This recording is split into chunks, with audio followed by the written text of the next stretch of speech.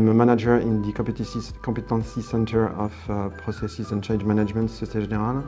We are working mostly for Lean Six Sigma project and change management projects to help the bank to achieve better objectives.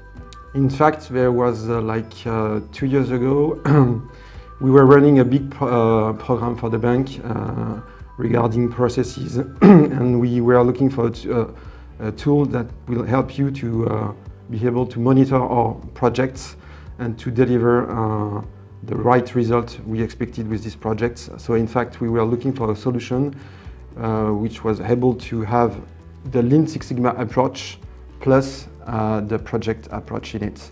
In fact, we were looking for a seamless solution addressing all the full spectrum of the bank's objectives. So a link between the KPIs and the projects.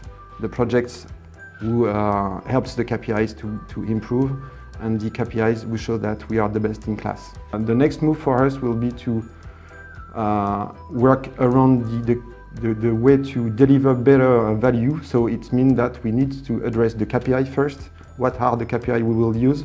What are the projects we will link to this KPI? Or we can improve the KPIs using the projects?